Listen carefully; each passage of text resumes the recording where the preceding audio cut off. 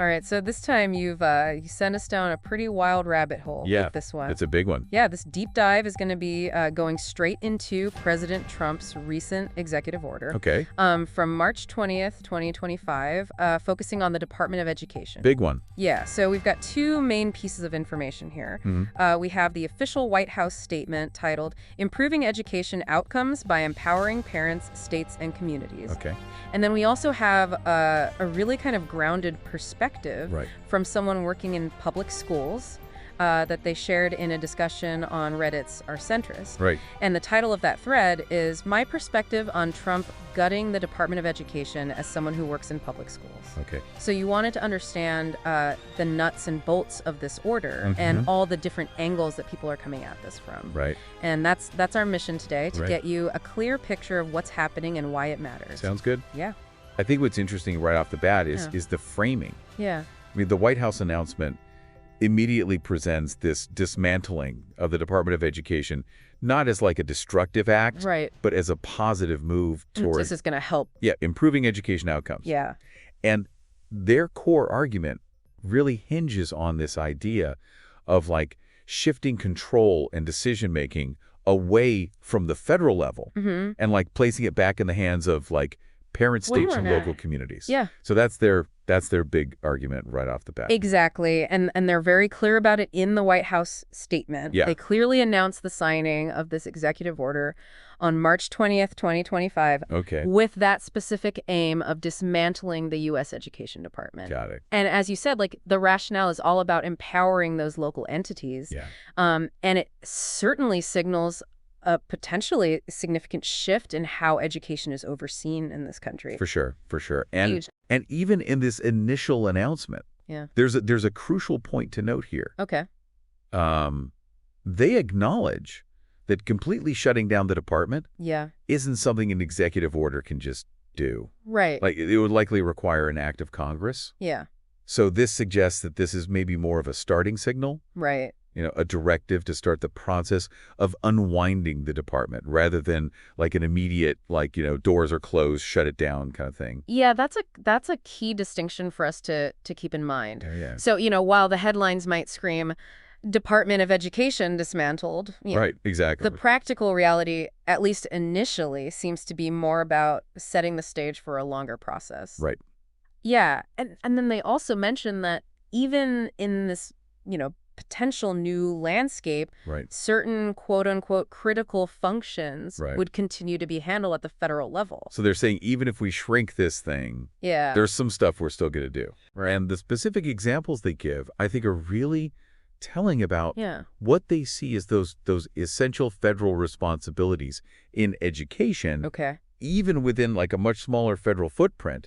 So President Trump specifically mentioned maintaining responsibilities for Title I funding, which for you listener means federal money that is specifically targeted to schools with a high percentage of low-income students to help bridge the achievement gap.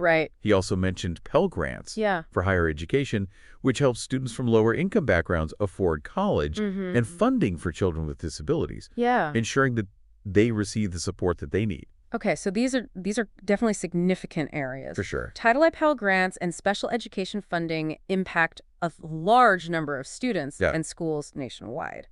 So it's indicating that, you know, this executive order isn't proposing like a complete withdrawal of federal financial involvement in education. It seems that way, initially, but then there's this like a little bit of a contradiction, or at least an area of potential confusion when we look at federal student loans. So the White House initially indicated that the Department of Education would continue to manage these, but then the order itself seems to suggest a transfer of what it calls bank functions related to the massive $1.6 trillion student loan portfolio to another entity considered better suited for that role. So this is where it gets really interesting for anyone with student loans or who might have them in the future. So on one hand, the federal government saying they're going to continue providing Pell Grants, a form of direct financial aid for students. But on the other hand, they're talking about offloading the responsibility of managing this huge existing student loan system. Yeah, so that sounds like a potentially massive shift with a lot of unknowns for borrowers. Right. What exactly are these bank functions? Right. What does that even mean? They're referring to. Yeah. That's a crucial question, and the sources don't give us a definitive answer. Right. But when we talk about like the bank functions of student loans, we're likely talking about things like loan awardation, the process of issuing new loans, loan servicing, which includes managing repayments, providing customer support, and handling things like deferment and forbearance, and potentially even loan collections. Right. So transferring these functions could mean like a pretty significant change in who borrowers interact with, and potentially the terms and conditions of their loans down the line. Potentially, So it's a wait and see kind of situation. Yeah, big time. And what about the core argument for this whole move? Yeah. The White House announcement quotes President Trump saying that the Department of Education is, quote, doing us no good, and that states will be much more effective in improving education outcomes. I mean, that's a pretty direct statement. It is. Essentially advocating for the idea that state and local control is inherently better than a centralized federal system. Yeah, and this perspective really aligns with like a long-standing philosophy that emphasizes local autonomy and minimizing federal intervention in areas like education. The argument often centers around this idea that states and communities are closer to the needs of their students and can therefore develop more like tailored and effective educational approaches compared to like this uniform top-down federal bureaucracy. Like a one-size-fits-all. Exactly, one-size-fits-all. Yeah, That doesn't really work. So now let's turn our attention to that second piece of the puzzle. That Reddit post from a public school employee. Yeah, This gives us a really different on-the-ground perspective. Yeah, for sure. On what this, potential dismantling of the dough could mean. Yeah, and this individual who has 5 years of experience working in public schools and whose father is a school district chief financial officer expresses like considerable worry and a lot of uncertainty about what this executive order will actually lead to. They immediately point out how like unprecedented this move is and like the lack of clarity surrounding how federal education funds will be distributed in the future. And they make a really, really critical point about school funding. Yeah. While the federal government provides on average about 15% of the total funding for U.S. public schools, this can be as high as 75% for some of the most impoverished school districts. That's a huge difference. That's a huge difference. And it really underscores how vulnerable some school systems could be if federal aid is, significantly reduced or eliminated. So what we see here, listener, is a fundamental disagreement on whether federal oversight and funding act as like a necessary safety net for equitable education or a burdensome intrusion hindering local innovation and responsiveness. Like two totally different perspectives. Yeah, and the fear that's expressed in this Reddit post is that if federal funding is entirely shifted to the states, it could be catastrophic. Especially for those districts that rely so heavily on it. And the author's father's experience constantly campaigning for these local budget overrides really emphasizes the existing difficulties in securing sufficient school funding at the local level. Yeah, just getting people to vote. Exactly. And it's not just about the process. It's also about... Well, and there's also a trend, right? Oh, yeah, there's this really concerning trend that's mentioned in the post.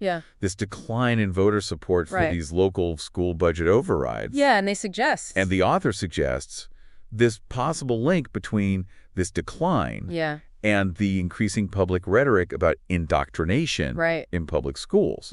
So it's this thought that, it makes you wonder. Yeah, it makes you wonder about the broader impact of like public discourse on education funding. So like, is the negativity around public schools right now actually contributing to this lack of funding? And from this perspective, the move to dismantle the Department of Education could be like unintentionally reinforcing those negative public perceptions of public schools, making it even harder to gain local financial support. So it creates this potentially negative cycle. Exactly, a downward spiral. Where decreased federal support and then dwindling local support. leads to this, significant funding crisis for public education. Potentially, yeah. And the Reddit poster really paints a bleak picture of Yes. potential outcomes. Yeah, what could happen? School closures dramatically increase class sizes. Oh, gosh. They're talking about the possibility of 40 to 50 students in a single class. That's a lot of kids. That's a lot of kids. Yeah. Significantly increased teacher burnout. Yeah. And a greater shift towards private schools for families who can afford them. Makes sense. Yeah. Sad, but it makes sense. And they frame this as, potentially harming underprivileged families the most, turning education into a privilege rather than a fundamental right accessible to all. And that's a big concern, obviously. Yeah. So it's not even just about, K through 12. Right. It extends beyond that. The author also raises concerns about the future of FAFSA, right, the free application for federal student aid, right, and other forms of student financial aid at the university level. Yeah.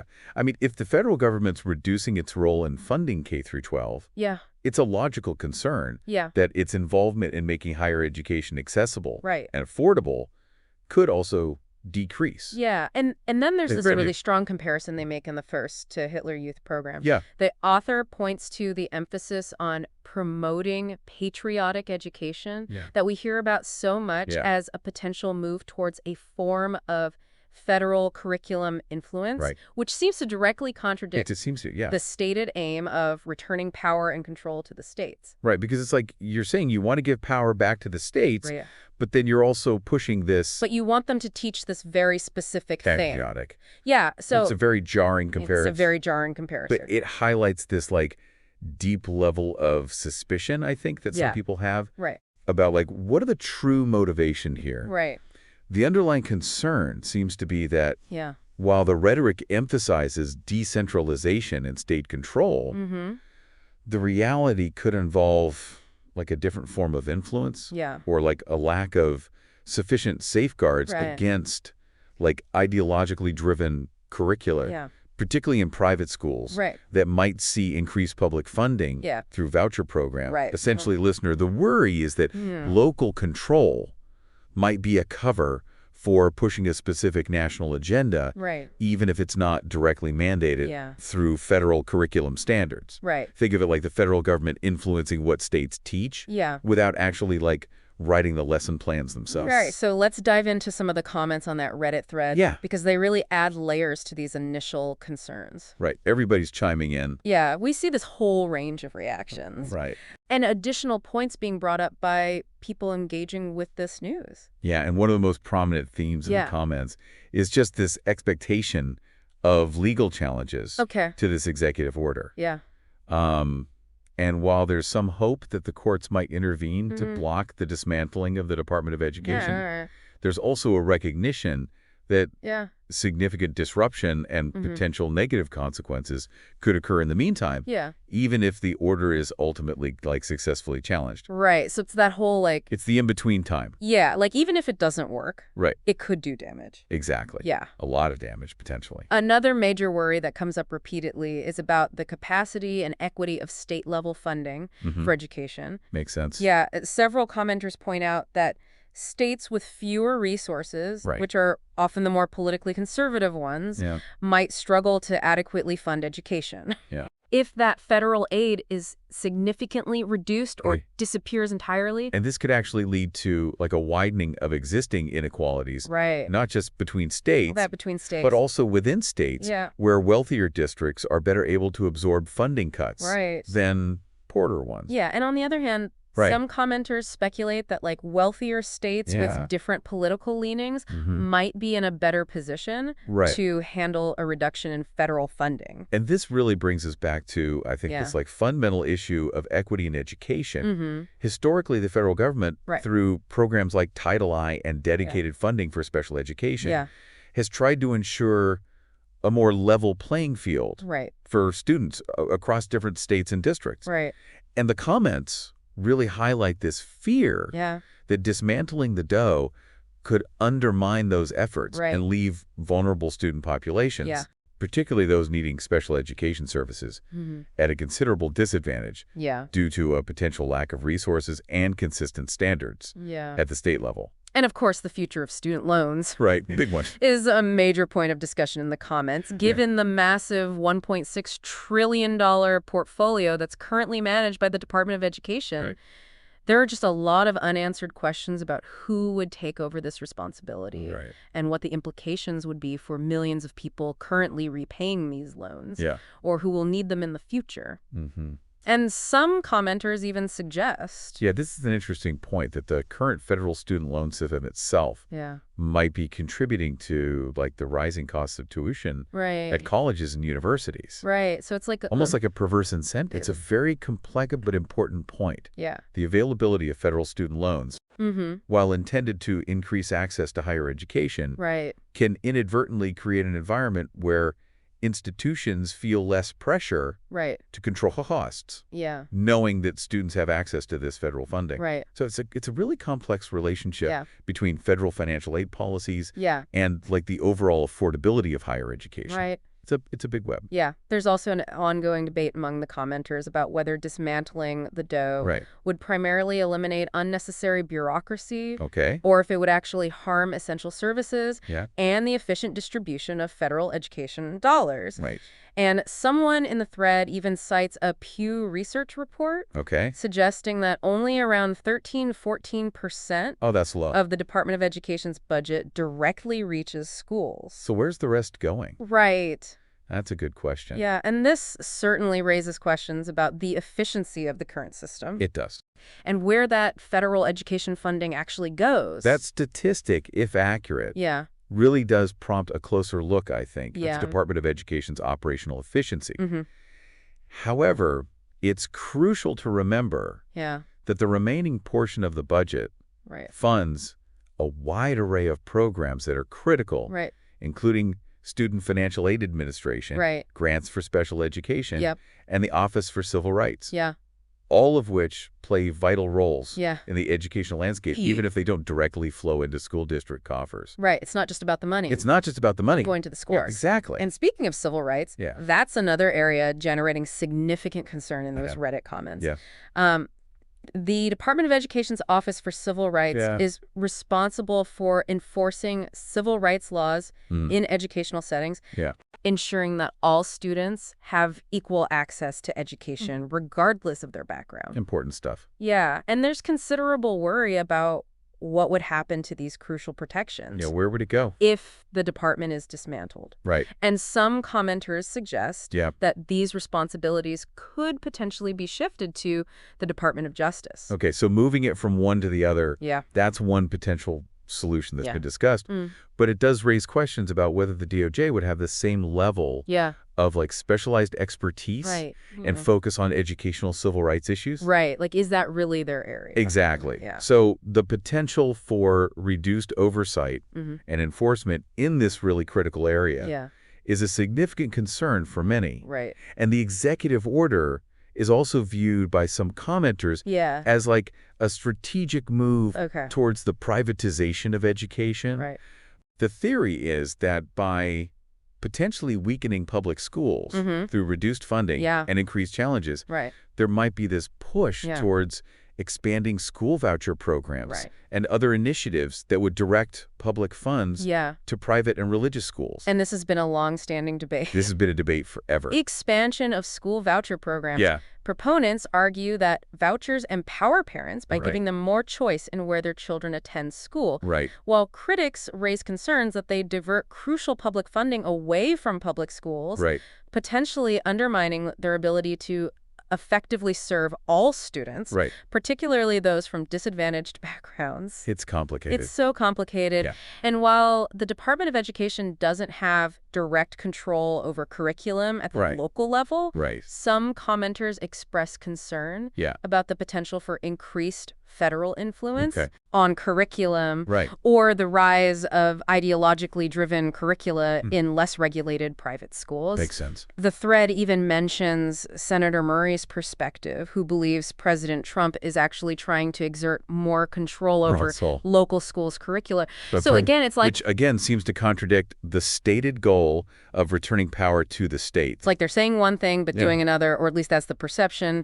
And I think Senator Murray's viewpoint really highlights this potential disconnect between the stated intentions of the executive order and like the possible underlying goals. Right. So like what's the real motivation? Exactly. Yeah. The concern is that this idea of returning power to the states might be used to advance a specific political or ideological agenda at the state or even federal level, potentially influencing what students learn in ways that might not align with the values or educational priorities of all communities.